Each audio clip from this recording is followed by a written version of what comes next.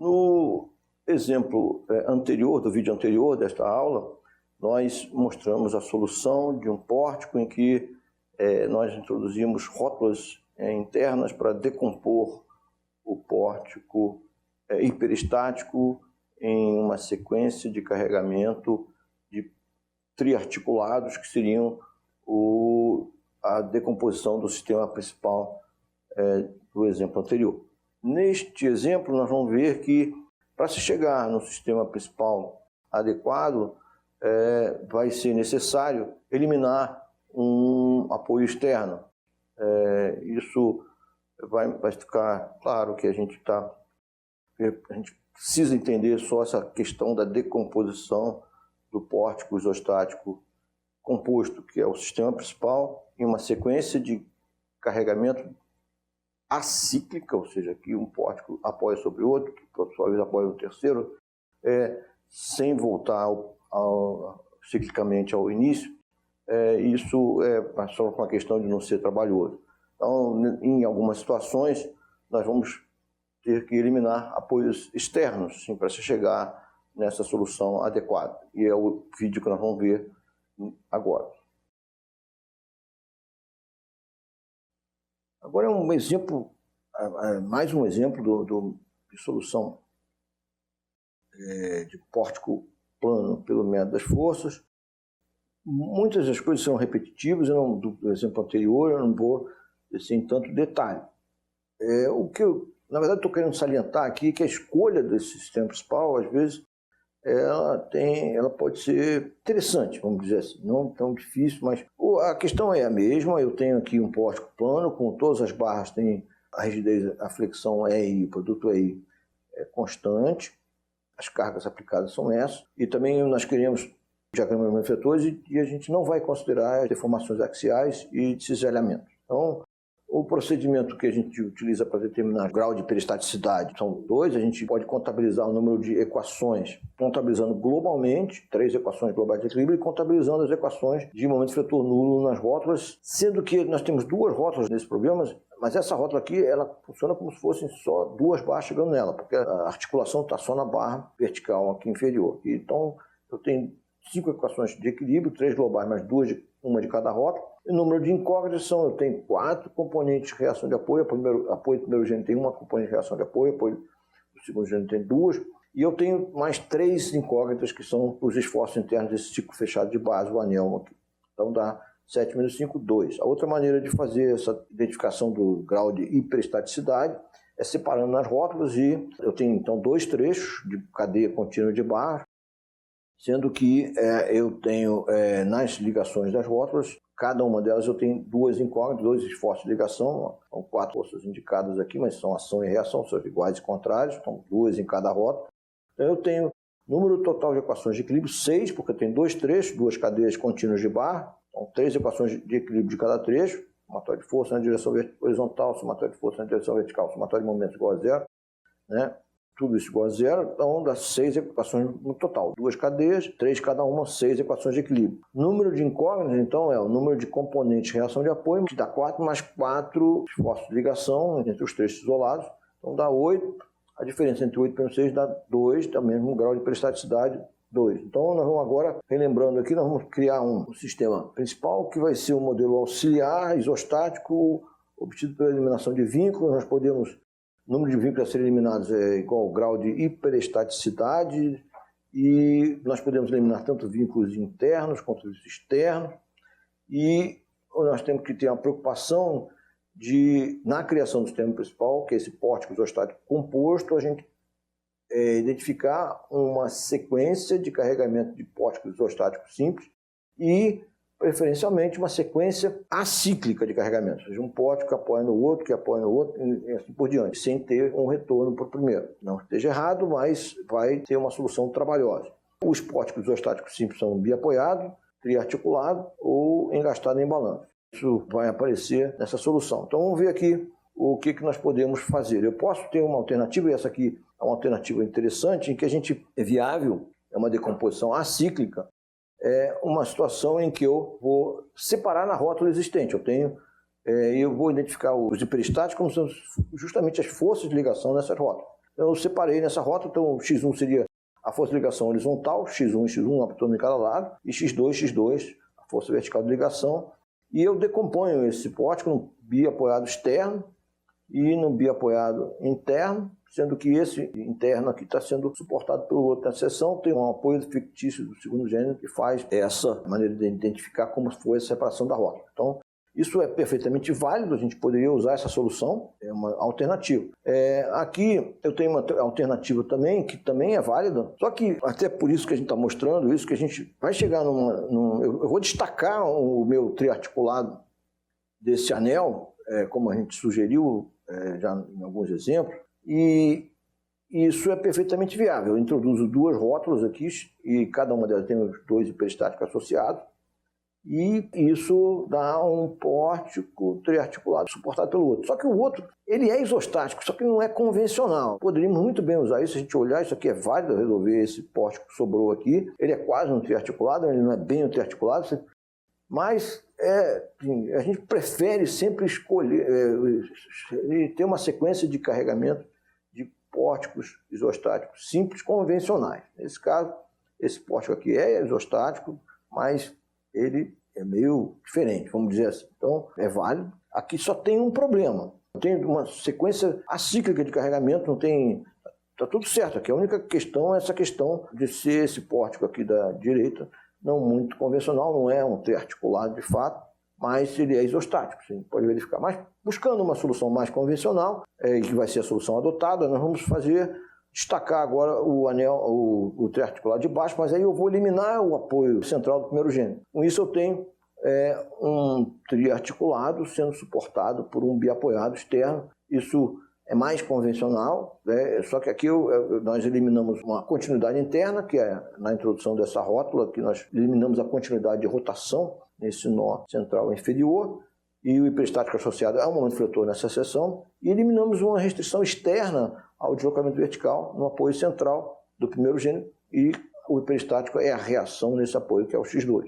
Então essa solução é mais convencional, a gente sempre busca a decomposição em uma sequência acíclica de carregamento de pórticos isostáticos simples, e eles são os biapoiados, que tem o apoio do primeiro gênero e do segundo gênero, e o triarticulado, dois apoios do segundo gênero e uma rótula entre os dois não alinhada, porque isso seria uma instabilidade. Então agora é só, uma vez identificado, escolhido o sistema principal, agora vamos para a mesma receita dos outros, dos casos básicos. São 3 casos básicos, caso 0, caso 1 e caso 2, é que nós vamos ver na sequência.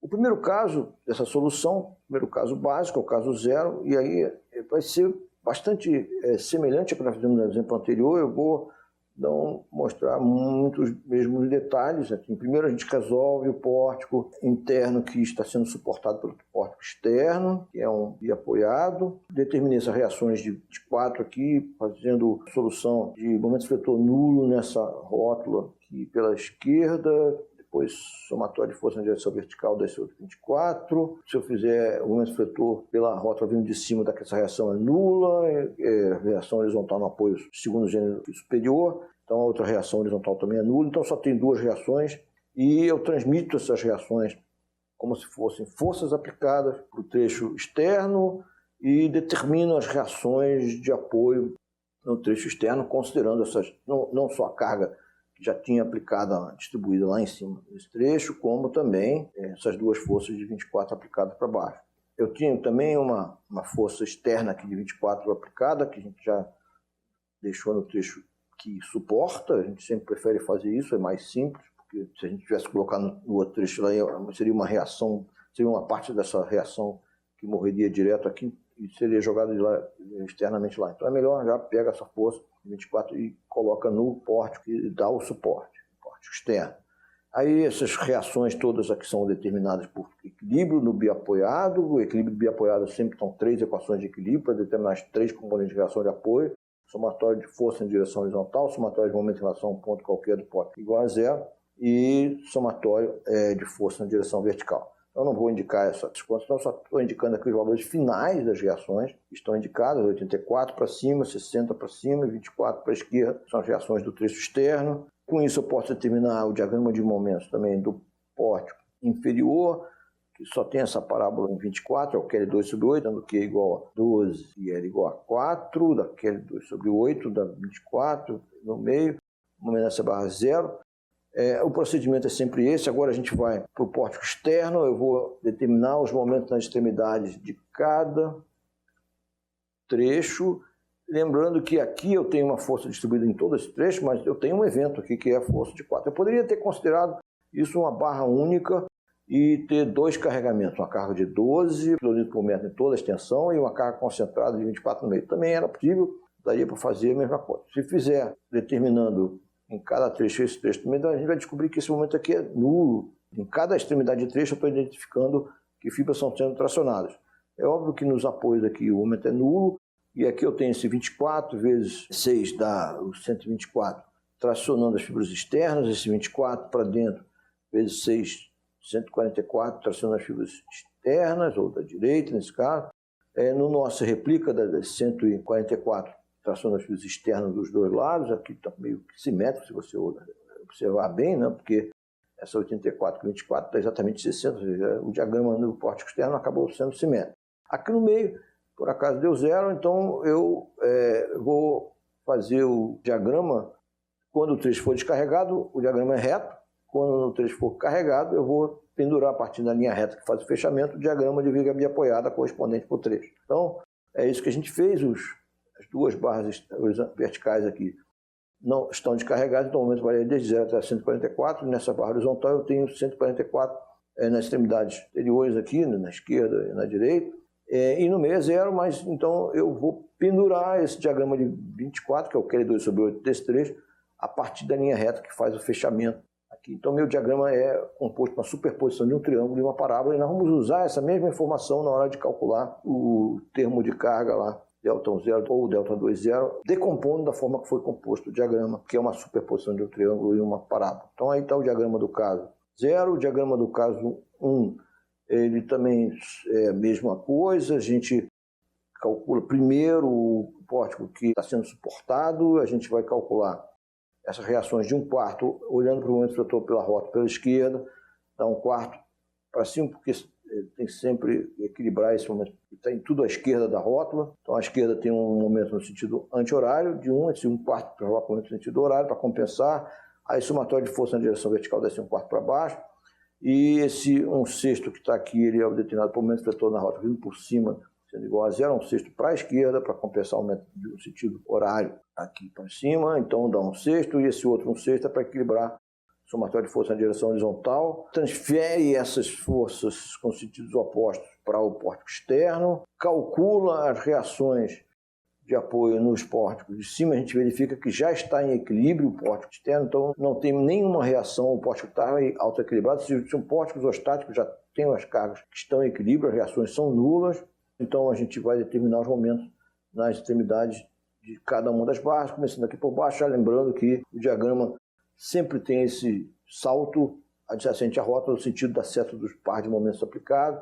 No pórtico de cima, a gente vai traçar o diagrama usando aqui 1/6 vezes 6, 1 tracionando as fibras internas, 1/4 vezes 4, 1 tracionando as fibras internas também. Então, depois é só unir por linha reta, e aí a gente fica com esse diagrama aqui, dois triângulos tracionando as fibras internas.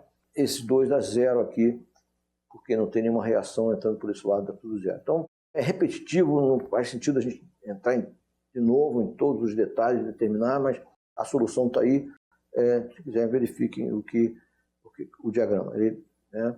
E agora, o diagrama do caso 2 é muito simples também. Eu tenho uma força, x2 igual a 1 aplicada aqui, vai dar uma reação nesse apoio de cima igual a 0, já que essa reação tem que ser 0 aqui nesse apoio, porque senão o momento fletor na rota seria diferente de 0. Então eu não tenho força também, a força horizontal nesse apoio é 0, porque o momento fletor na rota vindo por cima tem que dar 0, então essa reação horizontal aqui também é 0, ou seja, só tem essas duas reações e não tem momento fletor nenhum aqui nesse caso. Então transfere aqui essa força de 1 para cima, dessas duas reações aqui de meio para baixo, e a gente vai ver que o diagrama dá 0 nas barras externas, verticais, 0 em todas as barras desse pórtico que tem articulado pendurado aqui, e só sobrou esse triangulinho dessas duas barras horizontais, que é só fazer meio vezes 4 dá 2, tracionando fibras superiores no meio e dá esse diagrama simétrico aqui desse bar. O que falta fazer também é repetitivo, já fizemos no exemplo anterior, e 2 equações de compatibilidade, sendo que agora a interpretação física da segunda equação não é mais de zerar a rotação relativa entre as seções adjacentes a uma rótula, agora nós vamos zerar o deslocamento vertical no ponto do apoio eliminado. É a interpretação física da segunda equação. A primeira equação continua sendo, vai zerar a rotação relativa nas seções adjacentes à rótula que foi introduzida, associada a x1. Os termos de carga, Δ1 zero, Δ2 zero, tem essa expressão, Δ zero igual a MI vezes M0, sendo MI, M1 ou M2 sobre aí, e a expressão é essa genérica, nós já fizemos no exemplo anterior todas essas observações de como que a gente determina isso, a gente faz aquela combinação dos diagramas, barra a barra. Então, aqui eu tenho a combinação para calcular o Δ1 zero, combinação do M1 com M0, o M1 tem diagramas nulos, aqui só tem, e aqui tem algumas partes que já tem momento nulo, então o que eu vou ter? A combinação desse triângulo com essa composição desse triângulo de uma parábola. A mesma maneira que a gente compôs o diagrama, a gente vai decompor o diagrama. Então eu vou combinar triângulo com triângulo, triângulo com a parábola. A parábola aqui é uma parábola pendurada aqui, até uns 24, tem ordenada perpendicular ao eixo da barra. O triângulo traciona as fibras inferiores, o 1 aqui do M1, e o 144 traciona fibras superiores, então dá um sinal de menos, traciona fibras opostas, 1/3, porque os dois triângulos têm a altura do mesmo lado, vezes 1, vezes 144, vezes 4, que é a combinação da barra, mais a combinação desse triângulo com a parábola, sendo que a parábola é para baixo, então dá mais, e é isso. Então, a gente agora vai para a barra da esquerda, vertical da esquerda, triângulo com triângulo, a menos, porque traciona fibras opostas, e finalmente, essa barra inferior aqui embaixo tem um triângulo com essa parábola, os dois tracionam fibras inferiores e vai. Então o cálculo é trabalhoso, mas o que importa é a gente saber traçar os diagramas corretamente, depois de fazer todos os cálculos aí para combinar esses diagramas. O diagrama M1 final é isso, o Δ1 zero é isso, né, o termo de carga, tenho, fazendo essas contas, dá esse valor, menos 416 dividido por aí, toda a função de aí que a gente está determinando todos. O Δ2 zero é compor o diagrama M2 com o M0, eu vou obter, na verdade, meio simétrico aqui, eu tenho esse lado, duas vezes, eu vou combinar só um lado, 2, triângulo para cima com o 144 em lados opostos. Só que o triângulo aqui tem a altura na direita e o 144 tem a altura na esquerda, por isso que dá o coeficiente de meio. Todos tracionam a fibra de cima, então dá mais 1/6 vezes 2 vezes 1, 44 vezes 4. E aí tem o triângulo com a parábola, sendo que o triângulo é para cima e a parábola é para baixo, então é menos. E assim vai, 2 vezes, porque faz tanto de um lado quanto do outro. Então o Δ2 zero é mais 256 sobre aí. E o coeficiente de flexibilidade, ΔJ, genérico, Δ1, Δ1, 2, Δ2, 1, Δ2, 2, é a combinação dos diagramas M1 com M1, M1 com M2 e o M2 com M2. M1 com M1 é combinar essas 2 vezes as barras de comprimento 4, com diagramas triangulares, está sempre positivo. Fibras do mesmo lado, 2 vezes 1/3 vezes 1 vezes 4, mais 2 vezes 1/3 vezes 6, e dá então o Δ1 igual a 20/3 dividido por aí. Depois eu vou combinar, achar o Δ1, 2 e Δ2, 1, que são os coeficientes de flexibilidade cruzados.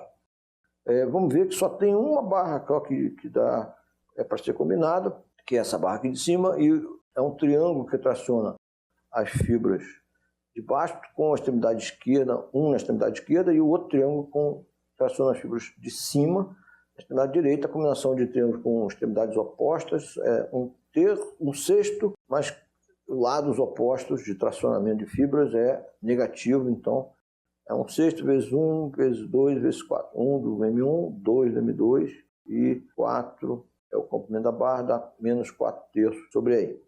O último coeficiente de flexibilidade é o Δ2, 2, a combinação do diagrama M2 com ele mesmo.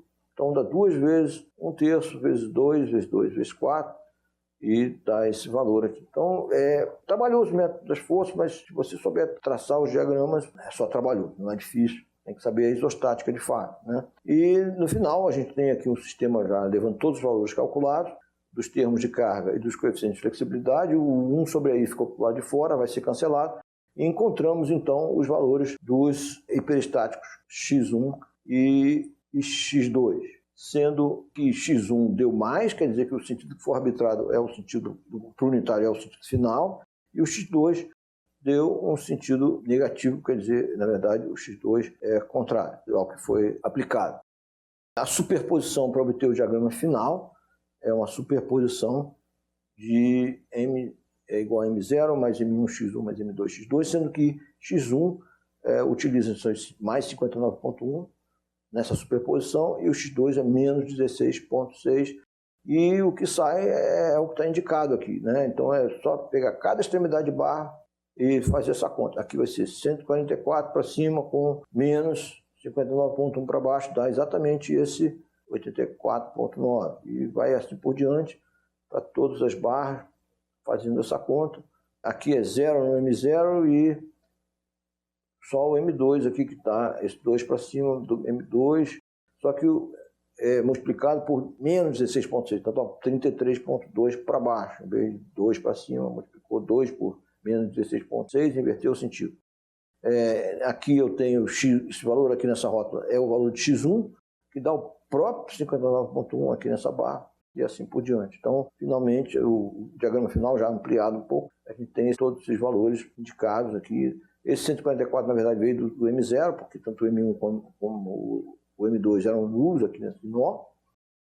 E aqui a gente tem em cada um dos três, a gente superpondo aquelas 24 que é o pendurado, mas a gente já determinou o momento da extremidade, sabe que o momento na barra é uma linha reta que faz o fechamento, que é essa linha tracejada, superposta a esse momento que é o parábola do segundo grau, que é o diagrama de vírgula apoiada para o carregamento no trecho.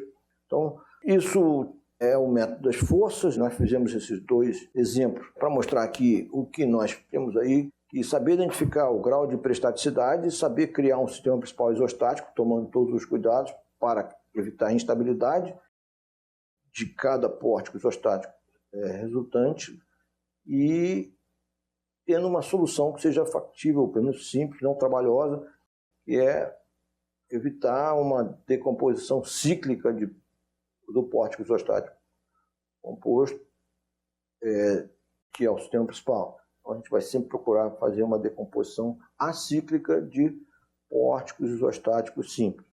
O que vem depois é que você tem, em cada caso básico, você tem que determinar os diagramas de esforços internos do caso básico, sempre é isostático, ou seja, o método das forças tem que essencialmente saber isostático.